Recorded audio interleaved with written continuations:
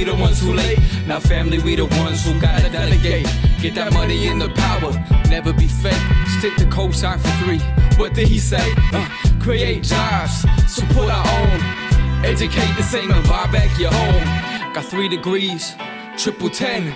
3 PhDs, now we on the CNN. DBTV, let's talk about negligence. Ignorance is bliss, but we can turn it to intelligence. Believe none of what you hear, half of what you see. Let's break it down here on Dr. Boyce TV. Here we are. And talk to you guys about something that I just saw that I thought was worth talking about real quick. First of all, welcome to drboycetv.com. This is the home for intelligent black people, where we have smart conversations about issues in the black community and beyond. And also, please, as you come in the door, please hit the thumbs up button, share, and subscribe, and all that good stuff. What's up on Instagram? My Instagram is The Real Boyce Watkins. So feel free to follow me on the gram if you want to have good conversations there, where we're going to challenge your thinking on a regular basis. I saw today that Diddy made an interesting statement today. Somebody shared it. I think Vicky Dillard mentioned it, and I thought that I thought it was worth repeating. So Diddy was in an interview today with Naomi Campbell. I guess Naomi Campbell has an online show. I guess everybody's doing stuff online now because everybody's locked in the house, and so he was talking to Naomi Campbell, and basically Diddy tells Naomi Campbell that the black community has not changed in a very long time, that black people don't typically get anything from their vote. And he actually used the words, he said, I will hold the black vote hostage if I have to. I will hold the black vote hostage if I have to. And I thought that was really, really deep, really fascinating. And this is after, a few days after Diddy made the announcement that he was going to create the whole Black News, #Black News network, which I'm curious to see what that looks like. Diddy's a marketer. He's a showman. He talks about a lot of things that don't always get that follow through that I'm looking for. But I was really curious when he said that. Now, if you want to know what I think about what Diddy said about holding the black vote hostage, I was very surprised. Diddy's been involved in politics for a long time. If y'all remember back in the day, he did the whole vote or die campaign, and that to me, I saw that honestly. I saw that as basically one of the many tactics that the Democratic Party uses to kind of corral black people, that they kind of gather you, like it's like herding cats. They're like, okay, election time is coming. Let's gather the Negroes, pull them together, and get them all to show up, at the polls so they can keep us in power, so we can ignore them for another 4 years. And my greatest hope is that Diddy is, that he's really trying to do the damn thing, that he's really trying to represent for the community, really trying to bring deliverables and tangibles to the table. And I think that word tangibles is really important. Tangibles, like you got to bring the tangibles. Don't go in a back room with Joe Biden and talk for a little bit and then come out and say, okay, it's all good, y'all. They gonna deliver. I think there have to be specifics. I think that you have guys like Charlamagne the God, who's somehow he's connected with Revolt. I don't know the relationship between Diddy and Charlamagne, but I know when I was on the Breakfast Club, I remember Revolt TV was around. Like, they were around a lot. And I know Diddy's connected with Revolt. And I know Charlamagne, I can confirm that, that I've had some really encouraging conversations with Charlamagne in private about how he would challenge these politicians when they came through.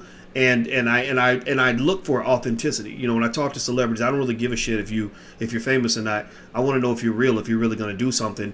And I can tell you that I was really impressed. When they reached out and they were talking about bringing Dr. Claude Anderson on, they really did it. When we were talking about getting Farrakhan on, they really brought him in.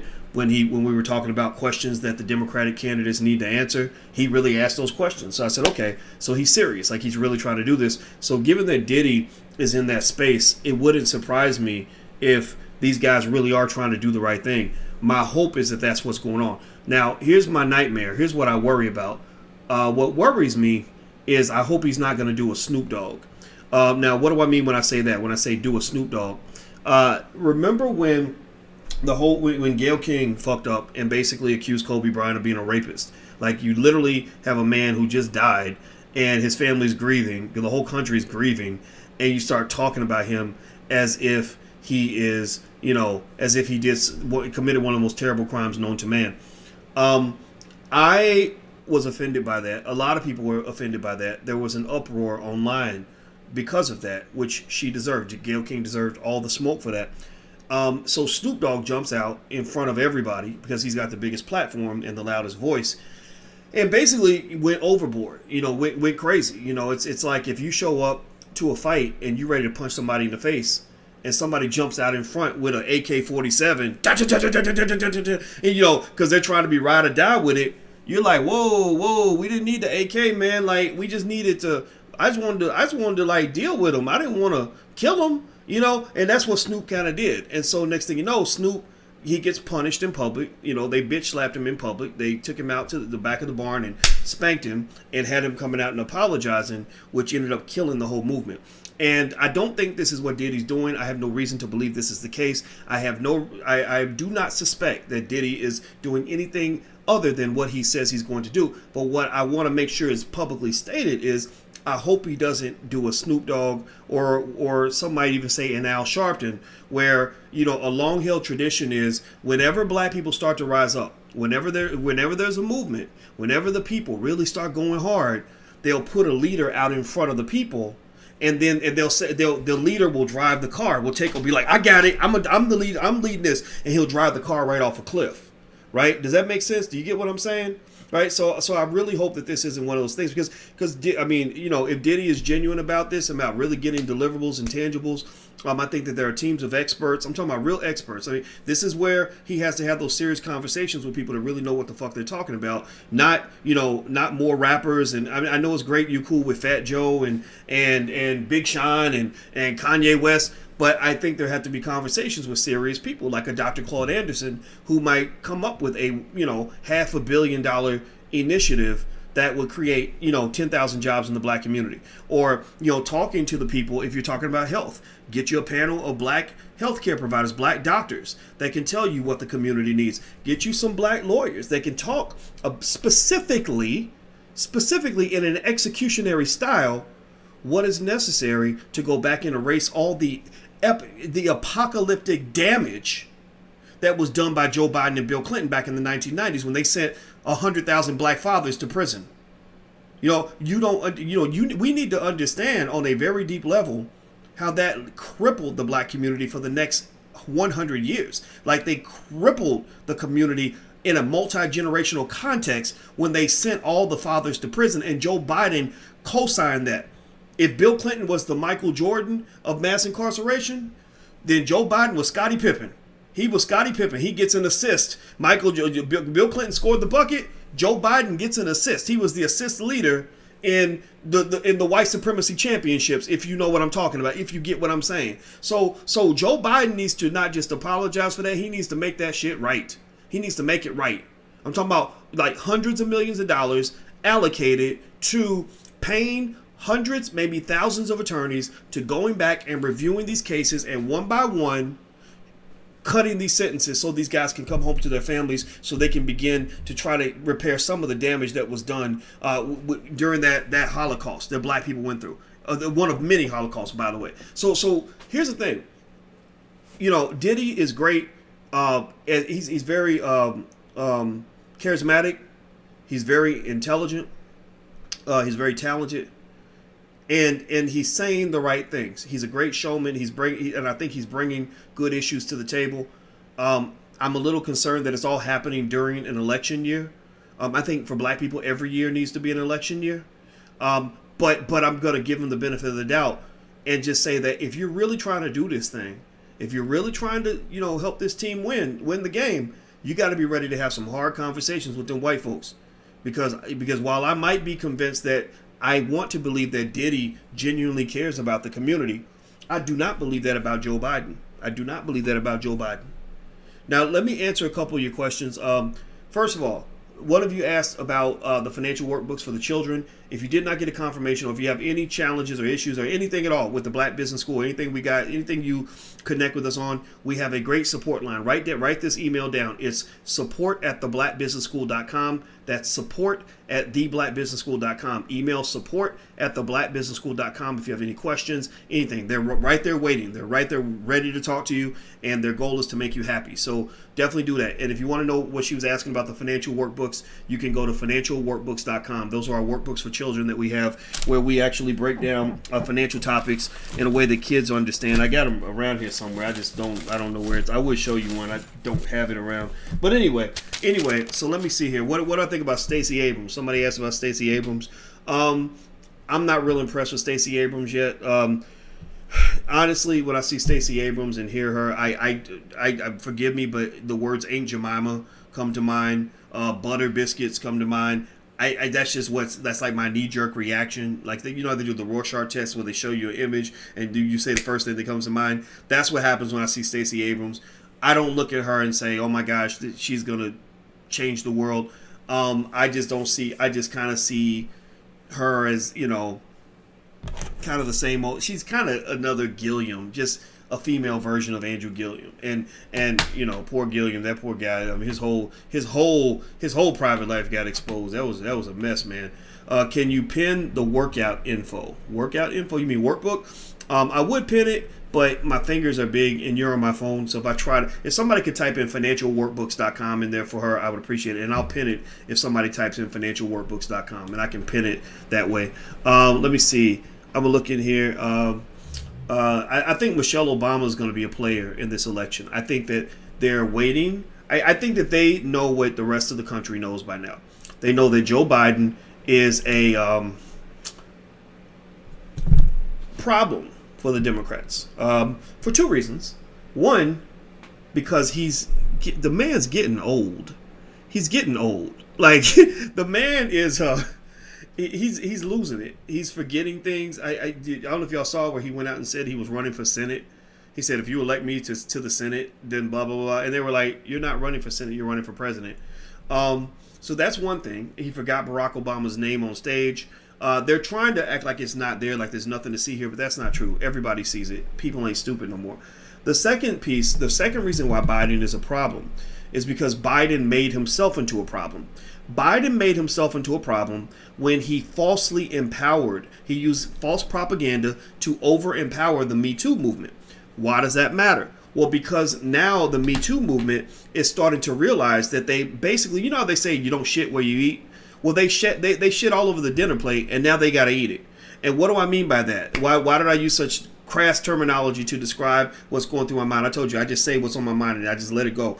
The reason I say that is because the Me Too movement was built on basically ignoring due process and going after every man who was attracted to women. They didn't really go after gay people. They didn't go after women. They went after men and heterosexual males. So this long-held, what would I call it, gender war between white men and white women basically came to a head, where they said, okay, our goal is to remove the penis of every powerful man that we see. Any man who's sleeping around, we're going to basically put him in the same category as a rapist, right? So if you're sleeping around, like you have these interesting cases like Matt Lauer at NBC, who had sex with a lot of women. I mean, he got around. The women liked him because he's Matt Lauer. He was seen as a sex symbol, but they somehow shaped it like he was really doing this predatory stuff. And I think you have to be careful about that, because he wasn't raping anybody. Matt Lauer never raped anybody. They're just saying, well, what was it? I think they said that he used his special mind tricks to trick some intern into sleeping with him. And I'm like, no, the girl's 25 years old. 25-year-old women are smart enough to make their own decision about who they want to sleep with. And so why do I bring that up with Joe Biden? Well, because Biden was one of the people that added fuel. He put fuel in the nuclear bomb that became the Me Too movement by spreading what at the time, I called it out. It was a false statistic. He pulled out this false statistic where he said that they said 1 out of every 5 women on college campuses basically are victims of sexual assault. Well, what people didn't know, and experts, I'm talking about scholars, were calling them out on this and saying that's not a true statistic. But they, of course, they ignored it because it fit their agenda. It got, women on their side or whatever. So he's going out pushing these false statistics. I think another false statistic that I saw repeated a lot, which really kind of concerned me, was this idea that the probability of being falsely accused of sexual assault was the same as the probability of being struck by lightning, which again, that's not true. That was a false statistic that was thrown out by a non-expert on BuzzFeed, but the Democrats grabbed onto that, and next thing you know, Joe Biden is repeating this false statistic. So what it did was it really vilified men. It created a hair trigger situation where any man caught looking at a woman was going to be defined as a predator. Well, it is only a matter of time before chickens come home to roost. It's only a matter of time before it comes back and bites you in the ass. Well, why did it bite you in the ass? Well, because the Democrats then had two problems with the Me Too movement. One, Bill Clinton is your hero, but Bill Clinton is a bigger hoe than Donald Trump, right? Bill Clinton is your little buddy, but Bill Clinton has more accusers, or as many accusers as Donald Trump. Right, so you're dealing with that. Now Joe Biden has an accuser that is publicly accusing him of doing some pretty terrible stuff. So the Me Too movement has a choice. They have to decide. Gosh, we were running around telling everybody to believe women, but damn, she's a woman, and we don't want to believe her because this will keep Biden from getting elected. Well, the problem with that was your fundamental assumption that women should be believed just because they carry vaginas is the dumbest shit that anybody's ever come up with in the history of all humankind. Like, that's how stupid is it to believe that a person cannot tell a lie just because she's a female? Give me a yes or no. Can women tell lies like men? Give me a yes or no. Do women tell lies? Now somebody says financialworkbooks.com does not work.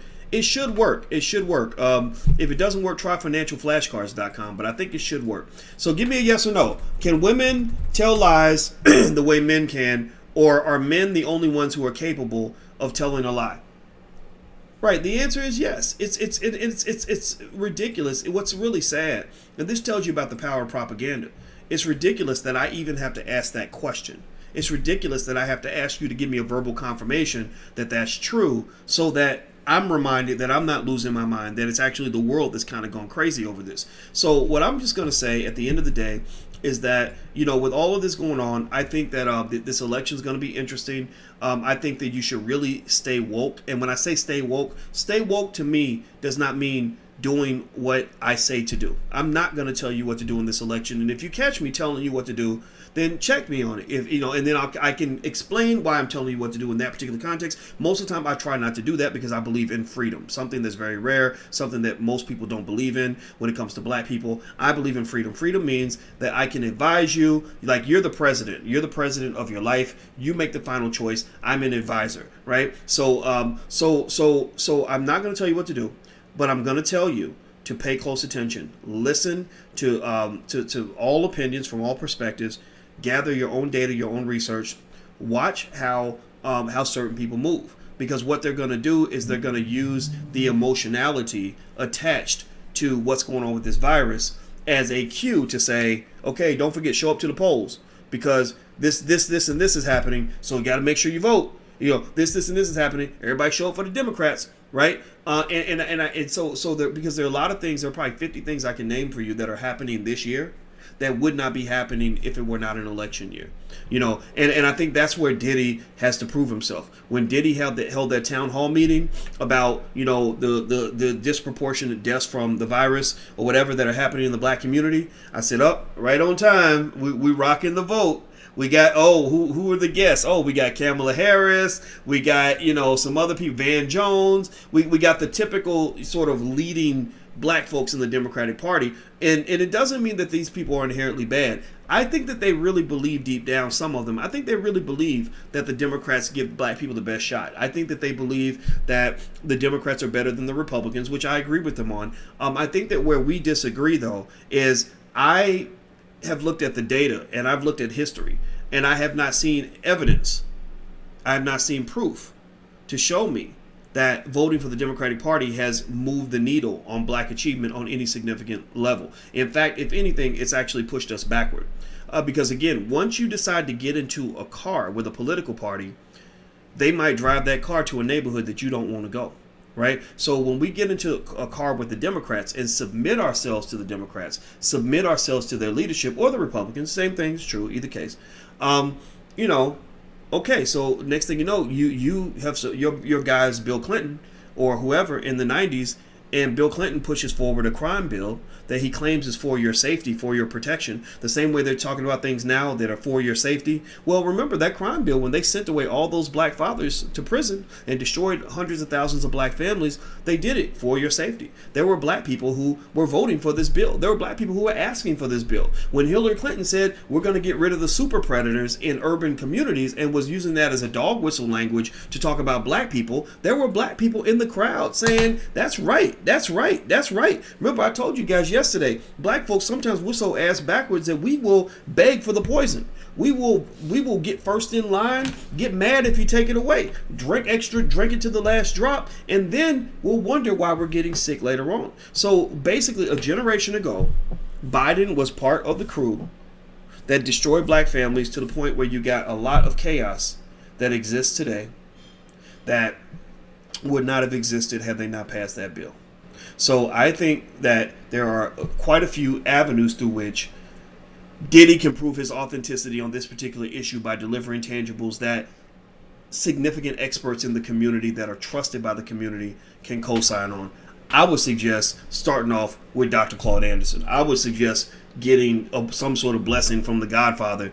But, you know, and I don't give a shit if he asks my opinion. No, nobody give a shit what I think. They shouldn't care what I think because maybe, who knows, maybe I push him too hard. I don't know. But I'm just going to say at the end of the day, you know, my goal at the end of in all of this is to be able to separate what's real from what's not real.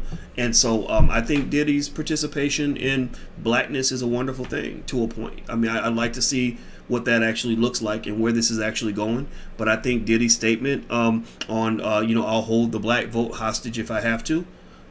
No, I thought that was believe me, Joe Biden paid attention to that when he's like, whoa, wait a minute. Wait, you mean you're not going to deliver my fresh Negroes to the farm, boy? Like, well, what's going on here, right? So I'm curious to see what that means. But you got to be cautious also because if an Al Sharpton says, I'll hold the black vote hostage if I have to, that has a kind of connotation that speaks more to almost like a political boss kind of comment. Right, because remember in the black community, you've always had political bosses, and bosses, their job is to basically negotiate deals that, in many cases, benefit themselves more than anybody else, and they basically promise to use their leverage and their power to go get the masses on board. And what happens in the end of the day with the boss model is, in a lot of cases, the boss gets all the benefits. The boss is living in a big house. The boss is making big money, and the people aren't benefiting collectively from that. You know, so for one example is Byron Allen. Remember when Byron Allen took Comcast to court?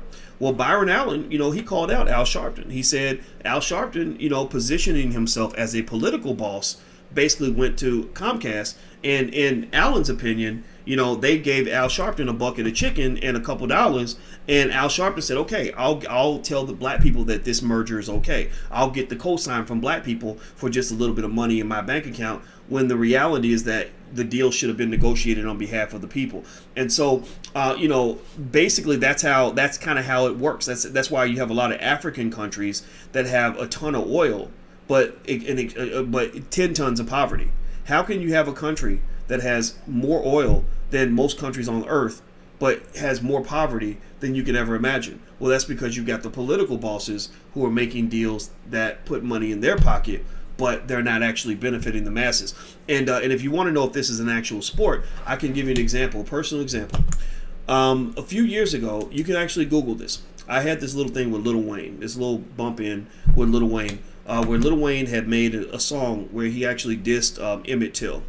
And I did not like the fact that he dissed Emmett Till in the verse. And I talked to the representative for the Emmett Till family. She asked me to help, and I did help. And basically what we did was to get their attention, we dealt with Mountain Dew. Mountain Dew was actually co-sponsoring, or they were sponsoring the world tour. I think T.I. might have been on that tour also, I'm not sure. But anyway, and so we just went to, I just dealt with Mountain Dew. And basically, in long story short, I got their attention. Mountain Dew, I got their attention, let's just say that. And Mountain Dew dropped their sponsorship of the tour. And it became a big issue, it became a big media issue.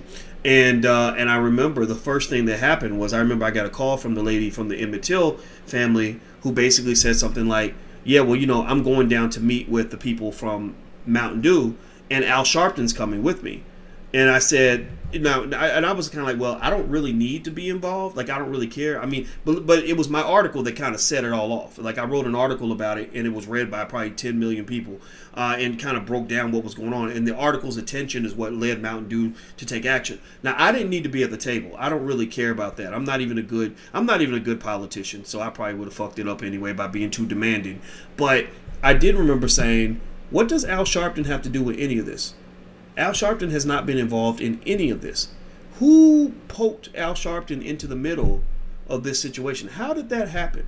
What made him think that it's okay for him to step in the middle of this? Like, we have not talked to him. So you telling me that now it's a thing? He's now at the forefront?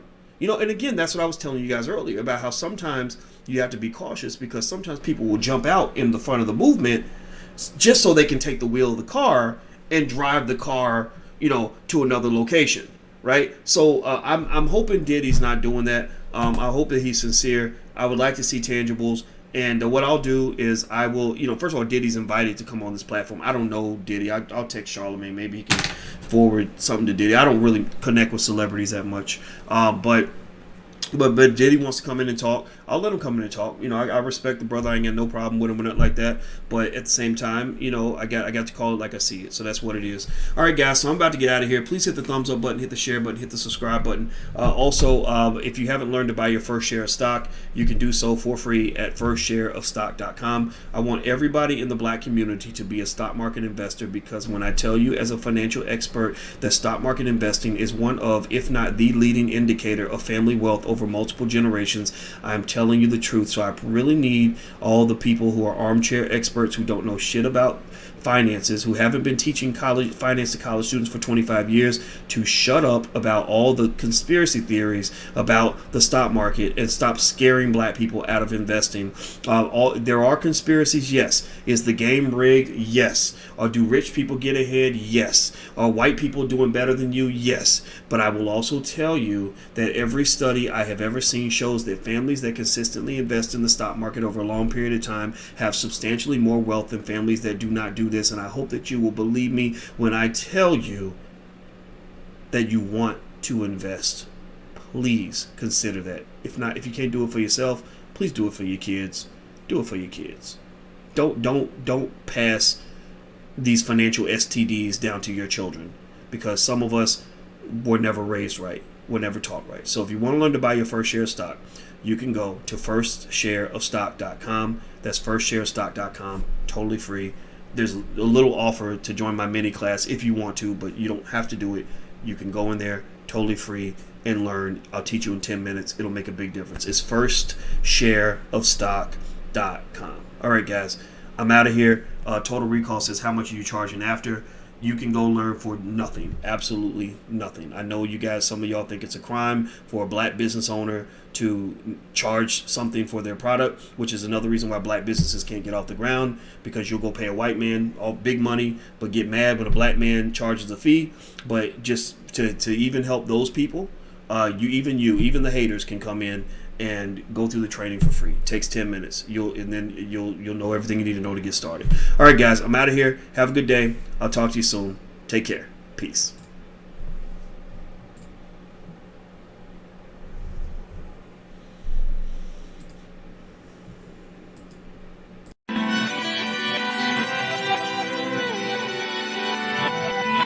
Here we are, clearing the isms, cataclysm, great. Our people out here struggling, trying to make it in this state. Everybody out here doing it, but we the ones who late. Now family, we the ones who gotta delegate. Get that money in the power, never be fake. Stick to cosign for 3. What did he say? Create jobs, support our own. Educate the same and buy back your home. Got 3 degrees, triple 10. 3 PhDs, now we on the CNN. DBTV, let's talk about negligence. Ignorance is bliss, but we can turn it to intelligence. Believe none of what you hear, half of what you see. Let's break it down here on Dr. Boy's TV. Here we are.